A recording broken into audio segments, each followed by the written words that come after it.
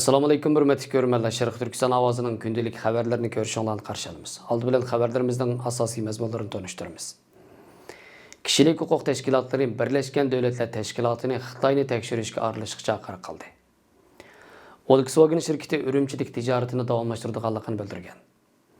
Angliya Xitoydagi xalqaro maktabini chekintirishni planlamoqda. Sog'lomlik haqida. Tövəndə dehqonlar xabarlarimizning tafsiliy mazmunlarida bo'lsin.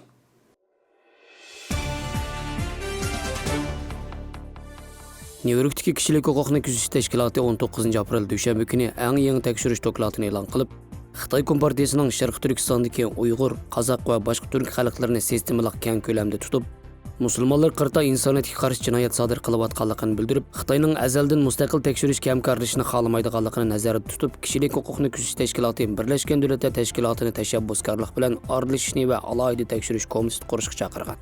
Bosh shtabi Amerikada ta'sis qilingan Xalqaro kishilik huquq tashkiloti kishilik huquqni kuzatish tashkiloti 19 aprel e'lon qilgan, ularning naslini qurtib, ko'kini qirish, Xitoyning Uyg'ur va boshqa turkiy musulmonlarni nishon qilgan insoniyatga qarshi jinoyat nomli eng yangi 50 kuchbatlik dokladida Xitoyning Uyg'ur va boshqa turkiy musulmon xalqlarga qarta keng ko'lamli tutqun, qiyin qisoq va madaniyat bostirish epag'anligini ta'kidlab, Xitoy Kompartiyasining Sharq Turkiston yerlik xalqlarga kaskin so'zlarni qilib qolmay, yana barliq yomon ishlarni qilganligini, Xitoy hukumatining turk musulmonlarini bostirishining yangilik emasligini, yaqin yillardan buyon misli ko'rilmagan darajada og'irlashganligini o'ttirib qo'ygan. Dokladda garchi Amerika Tashqi ishlar ministrligi, Belgiya, Kanada va Gollandiya qatorliq davlatlarda Xitoy Kompartiyasining harakatining xalqaro qonunlarida irqiy qirg'inchilik tashkil qilganligini belgilagan bo'lsa-mu, ammo kishilik huquqni kuzatish tashkilotining irqiy qirg'inchilikqa munosabatlik muhim shartining mavjudligini isbotlayolmaganligini, kelgusida irqiy qirg'inchilikning xulosasini chiqarishga yetarlik munosabatlik dalil isbotlarning barliq kelishini chetga qaqil bo'lmaydiganligini bildirgan. Dokladni yozishga yordam bergan Stanford Universiteti kishilik huquq va xalqaro adolat markazining olimi Bet Wanshak, Xitoy Kompartiyasining Sharq Turkistonda keng ko'lamda xohlagancha tutib turish, qiynash, majburiy g'oyib bo'lish, keng ko'lamlik nazorat qilish, madaniyat va diniy yo'qotish, oilalarni parchalash, chet eldagi Sharq Turkistonliklarni Xitoyga qaytishga majburlash, majburiy emgak, nopasni kontrol qilish, jinsiy zo'ravonlik va qonun xiloflik qilish qatorliq tadbirlar bilan shug'ullanganligini, Xitoy hukumatining Sharq Turkistondagi Uyg'ur va boshqa turk xalqlariga qaratgan siyosiy va tadbirlarning xalqaro qonunlarda insoniyatga qarshi jinoyat shakllantirganligini bildirgan.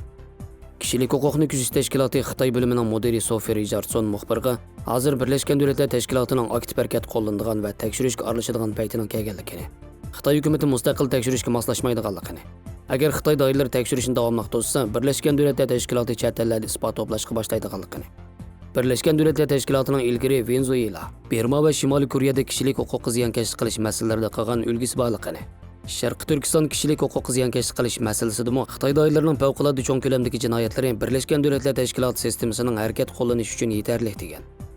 Dokladda Birlashgan Davlatlar Tashkilotining kishilik huquq kengashining tekshirish komissiyasi qurish qarorini ma'qullash tavsiya qilinib, munosabatli jinoyatlarni tekshirishdan boshqa yana mas'ul xodimlarni sudga tortish uchun konkret tadbirlarni o'tirib qo'yishni, shundaqla ziyonkashlik uchirg'uvchilar va hayot qolganlarga muvofiq to'lam talab qilishni, qarorlik holda kishilik huquq kengashi va Birlashgan Davlatlar Tashkilotining boshqa aloqador organlariga doklad yo'llab, oshkora e'lon qilish kerakligi ta'kidlangan.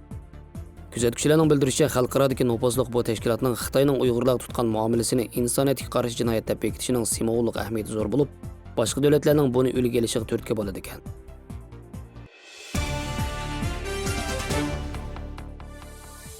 Germaniya avtomobil shirkati Volkswagen kishilik huquq tashkilotlarining tanqidiga qaramay, o'zining Urumchidagi zavodining ishlab chiqarishini davomlashtiradiganligini bildirgan. Mazkur shirkat mas'ulining aytishicha, uning Urumchidagi zavodida majburiy emgakning mavjud bo'lishi mumkin emas ekan.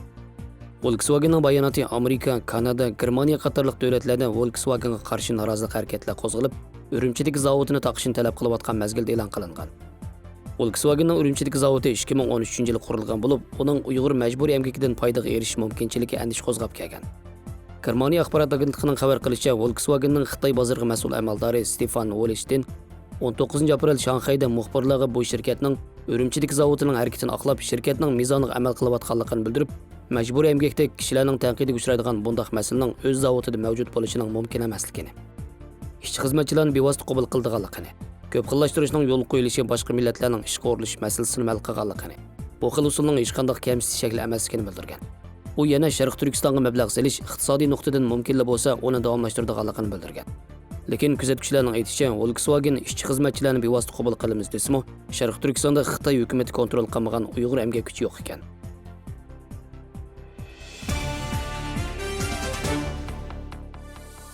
Angliya ma'rif mutaxassislari va parlament a'zolarining bildirishicha, Xitoydagi har darajalik Angliya ma'rif apparatlari qurib chiqqan 50 xalqaro maktabning o'qitish darsliklarida Xitoy Kompartiyasining davlatning birlikka kelgan talab qilingan darslarga majburlanganligi sababidan bu xalqaro maktablarni Xitoydan Vyetnam, Misr qatorliq davlatlarga ko'chirishni planlamoqda ekan. Yakshanba vaqt kezde 17 aprel xabarida Xitoy Kompartiyasi yaqinqi yillardan buyon har darajalik ma'rifni qattiq kontrol qilgan bo'lib, bu yil mart oyidan boshlab Xitoy Ma'rif ministrligi chet elliklar qurgan qo'sh tillik xususiy maktablarni o'z ichiga olgan har qanday maktablarga yangi yo'l yo'riq berib, Xitoy o'quvchilari bo'lsalar Xitoy Kompartiyasining atalmish mamlakat bo'yicha birlikka kelgan majburiy darsliklarni o'rlashtirish kerakligini talab qilgan. Angliya ma'rif kasbiy mutaxassislarining aytishicha, Xitoy Kompartiyasining bema'ni hazozul siyosatlari tufaylidan nurg'unlagan Angliya maktablari o'zlarining Xitoy tarmoq maktabi borligini e'tirof qilishni xohlamaydi ekan. Chunki bu maktabning g'arb davlatlaridagi ota-onalar orasidagi innovatiga ta'sir ko'rsatadi ekan. Xitoy Kompartiyasining ma'rif cheklamasining o'z maktablarining innovatiga ta'sir qilishidan ansirab, Xitoydagi Angliya ma'rif apparatlari qurib boshqaradigan bir qism xalqaro maktablarni Xitoydan Vyetnam, Misr va boshqa Afrika qatorliq davlatlarga ko'chirishni planlamoqda ekan. Bu xalqaro maktablar Xitoyda qurilgan dastlabki bosqichda chet el pasporti bor bo'lgan Xitoy o'quvchilarini qabul qilgan. Keyingi mezgillarda xalqaro maktablar o'rtasidagi raqobatning kunsari keskinlashishiga ergishib, o'quvchi qabul qilish ta'siriga uchrashidan ansirab bir qism xalqaro maktablar qor quyuq Xitoy tavallikidagi o'quvchilarni qabul qilishga boshlagan. Shuning bilan ular Xitoy hukumatining boshqarishiga o'tgan.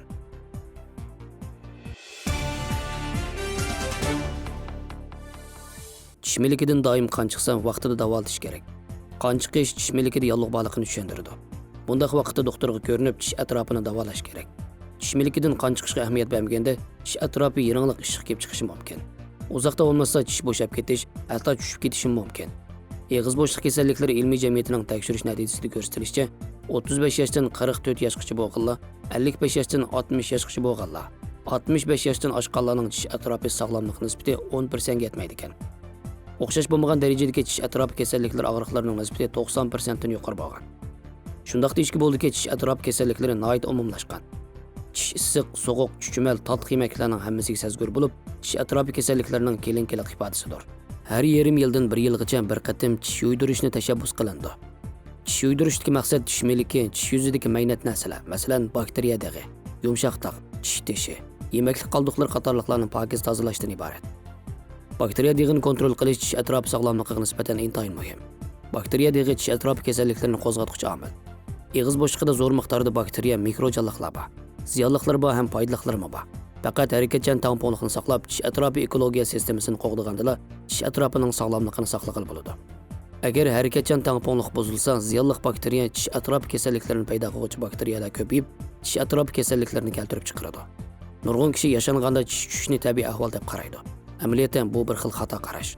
Agar tish atrofi yaxshi holatni saqlab qola olsa, tish atrofi kasalliklarini dastlabki mazgilda tizginligili bo'ladi. Yashangandami tish bo'shab ketmaydi, tushib ketmaydi.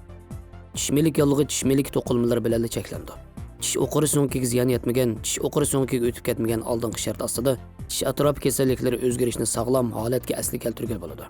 Agar tish o'qiri so'ngiga ziyon yetsa, asli keltirish nihoyat tez. Kontrol qilinmasa tishning bo'shab ketishi va yoki tushib ketishiga qarab turmoqdan boshqa amal bo'lmaydi.